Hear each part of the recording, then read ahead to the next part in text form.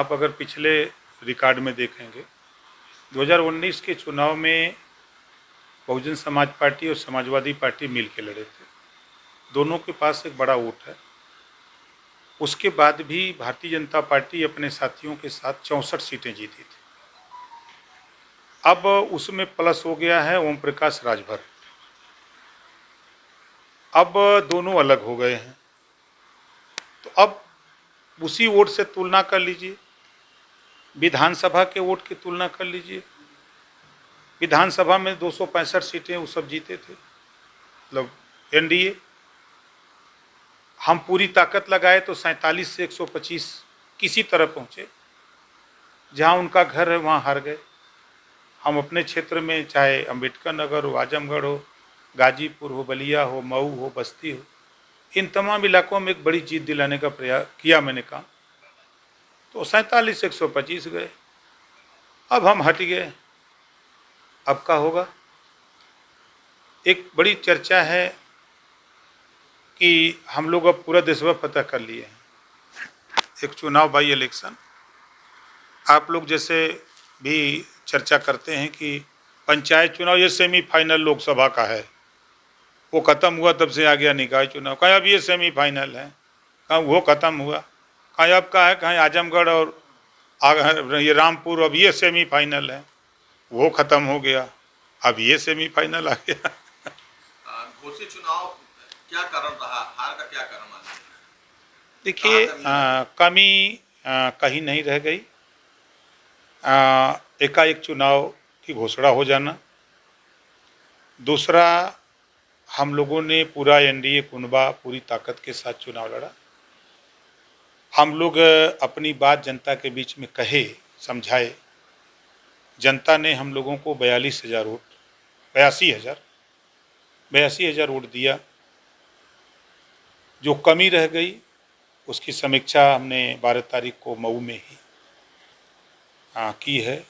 तो जो चीज़ें उभर के आई हैं उस पर काम हम लोग चालू कर दिए। क्या लगता है कि कोई भी केंद्रीय स्तर का नेता, मंत्री, कोई कुछ ऐसा कोई बात नहीं। हमारे सूबे के मुख्यमंत्री तो खुद गए थे, दोनों डिप्टी सीएम, मतलब पूरा एनडीए कुनबा सभी लोग लपटे थे। जो खास तौर से जो पूर्वांचल की पार्टी हैं सभी लोग लपटे थे। आपके उस बयान के बाद से सपा लगातार मंत्री नहीं बन सकता। हम अपने बयान पे कायम हैं। जिस तरह पिछड़ों का हक समाजवादी पार्टी की सरकार में लूटा गया है, 3 सितंबर 2013 हाई कोर्ट का आदेश कि 27% आरक्षण जो पिछड़ों को लागू है उसका लाभ कुछ जातियां उठा रही हैं। उत्तर प्रदेश सरकार इसको बांट के दे। मुख्यमंत्री कौन था? अखिलेश यादव जी। इस बात को कोई पार्टी नहीं बोलती। अगर बोलता है तो ओम प्रकाश राजभर, कि पिछड़ों का हक समाजवादी पार्टी ने लूटा, गरीबों की जमीन समाजवादी पार्टी ने लूटा। ये बात तो मैं बोलता हूँ, लेकिन जब प्रगतिशील समाजवादी पार्टी अलग होकर के माननीय शिवपाल जी बनाए, उनका वीडियो आपने भी सुना होगा। उन्होंने क्या कहा कि समाजवादी पार्टी में अब चोर उचक्के आ गए हैं, शराब माफिया आ गए हैं, गरीबों की जमीन कब्जा करने वाले लोग समाजवादी पार्टी में आ गए। ये शिवपाल जी के बयान है, मेरे नहीं। जो बात मैं कह रहा हूँ, अब जिनकी जमीनें कब्जा की गई वो क्यों इनको वोट देगा? जिनको इन्होंने मारा पीटा, मुकदमा नहीं लिखने दिया, रोने नहीं दिया, जिनका हक लूटा, वो इनको क्यों वोट देगा?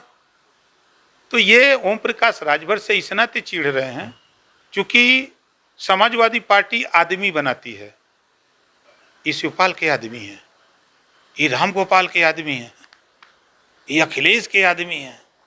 एनडीए में कहा है यहाँ नेता है, कहा भैया, कहीं ओम प्रकाश राजभर नेता है, कहीं माननीय संजय निषाद जी नेता है, कहीं माननीय केशव प्रसाद मौर्य जी नेता है, कहीं माननीय ब्रजेश पाठक जी नेता है। जाओ अपने अपने गरीब, कमजोर, वंचित, शोषित में जाकर के आप लोग भलाई करो। और उनके यहाँ आदमी बनाए जाते थे। उसी सरकार को आप ही लोग कहते थे गुंडों की सरकार, जिसकी पुष्टि शिवपाल जी अलग होकर खुद कर रहे हैं। अब शिवपाल जी तो यहाँ तक एक वीडियो मैंने देखा, कल मैंने देखा कि सपा में एक शकुनी है। महाभारत में एक शकुनी बता रहे थे, मैं देखा था टीवी में।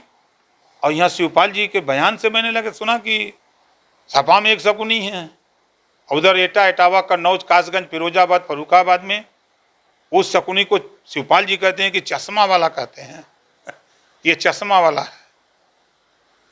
तो उनको इस बात की पीड़ा है कि समाजवादी पार्टी कभी पिछड़ों को नेता नहीं बनने दिया। जो हक उनका लूटा गया, कोई पिछड़ा नेता उनके साथ रहने वाला, उसकी जबान खुली तो उसको मार पीट करके चुप करा दिया कि तुम बोलो मत, पार्टी से निष्कासित कर दिया गया। और यहाँ ओम प्रकाश राजभर स्वतंत्र होकर बोल रहा है। जो बात बोल रहा हूँ 100% सही बोलता हूँ कि आज हम बनारस में हैं, 26 थाने हैं, एक भी थाने पर राजभर, पाल, प्रजापति, बिंद, केवट, मल्ला का बेटा एसआई नहीं है, एसओ नहीं है। 4 बार सरकार समाजवादी पार्टी की थी ना, क्यों नहीं है? वो जिम्मेदार नहीं है। 40 साल कांग्रेस की सरकार थी, वो जिम्मेदार नहीं है। जो लोग सरकार चलाए हैं वही ना जिम्मेदार हैं। तो ये बात अगर प्रश्न करिए तो उनको बुरा लग रहा है। बिहार के शिक्षा मंत्री ने रामचरितमानस को पोटेशियम साइनाइड कहा है। ये उनका बयान है भैया। देखिए, इस देश में अलग अलग विचार के लोग हैं, अलग अलग धर्म के मानने वाले लोग हैं। अब वो उनका बयान है, उनके दिमाग से।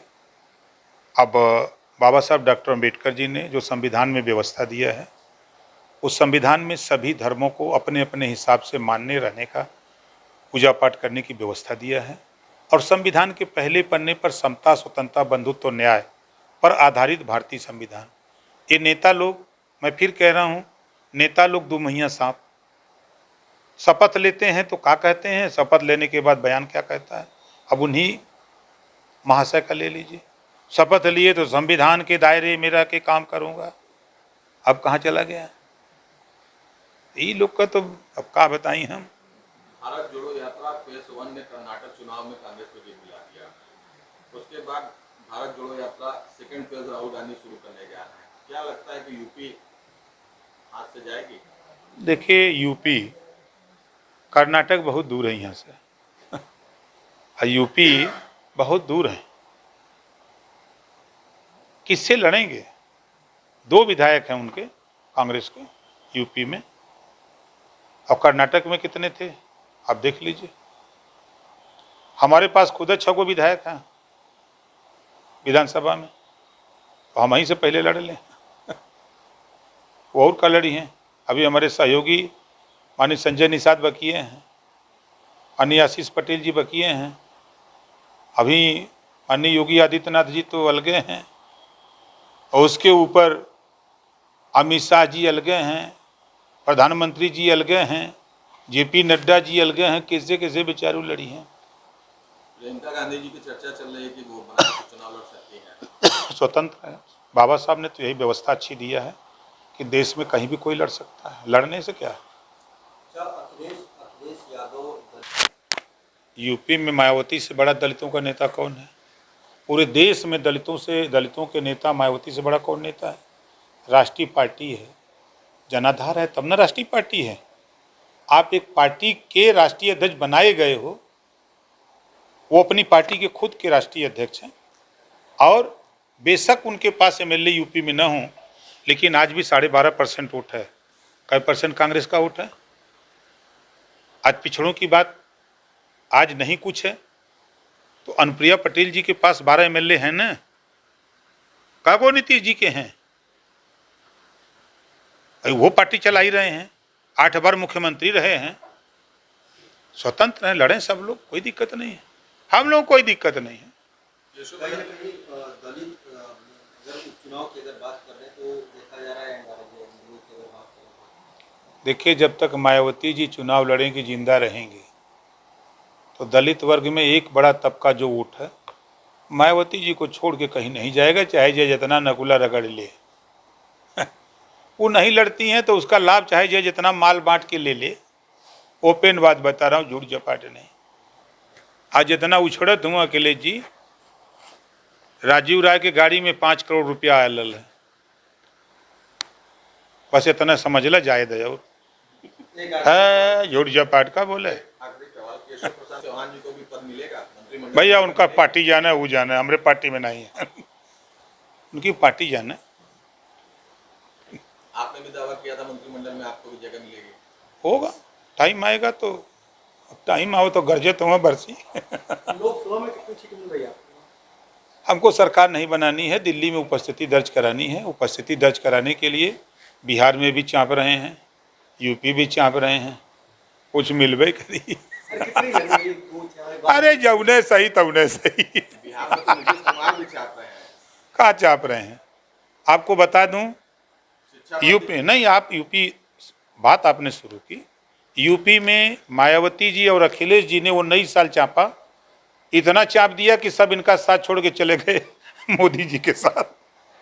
जो बचे थे कुछ हमारे साथ, कुछ आशीष पटेल जी के साथ, कुछ संजय निषाद जी के पास। बचा का इनके पास वही खाली धोख वाला, जिसे किसी फसल को बचाने के लिए धोख खड़ा किया जाता है, उसी तरह इनके साथ एक एक जाति के धोख वाले नेता हैं। खड़ा कर दो, दिखाओ कि हम यही हैं। और बिहार में लालू जी और नीतीश जी वही काम किए हैं जो यहाँ अखिलेश जी, मायावती जी। आप बताइए कि बिना पैसे में 20-20 हज़ार, 15-15 हज़ार की भीड़ आ रही है। अगर नीतीश जी से, लालू जी से खुश हैं तो क्यों आ रहे हैं? सवाल खड़ा है ना। यहाँ तो बुलाने पर लोग नहीं आ रहे हैं, गाड़ साधन देने पर नहीं आ रहे हैं। अभी कल मैं जा रहा हूँ गया, और जिस तरह का लोकेशन है, नालंदा से मजबूत कार्यक्रम होगा, नवादा से, चाहे वो मधेपुरा हो, चाहे कटिहार हो, औरंगाबाद हो, अररिया हो, चाहे आपके मोतिहारी हो, चाहे पश्चिमी चंपारण, पूर्वी चंपारण, चाहे बक्सर हो, चाहे कैमूर हो। हम 16 जिले में खूब ठीक ठाक, जिस तरह आजमगढ़, मऊ, बलिया इधर हम ठीक ठाक दिखते हैं, उसी तरह वहाँ ठीक ठाक दिख रहे हैं। और 10 तारीख को पटना गांधी मैदान, जिस तरह यहाँ अम्बेडकर पार्क है, उसी तरह वहाँ गांधी मैदान है। वहाँ गांधी मैदान में 10 अक्टूबर को जा रहे हैं, चापूंगा हम भी। गठबंधन में आप भी आ गए हैं, एनडीए में, सीटों को लेकर के कुछ तय हुआ है? नहीं, कोई बात नहीं, सीट उठ का झगड़ा नहीं है। आपकी भी कुछ इच्छा हो गया? नहीं, हमारी कोई इच्छा नहीं, बस इच्छा वही है कि उपस्थिति हो ही जाए।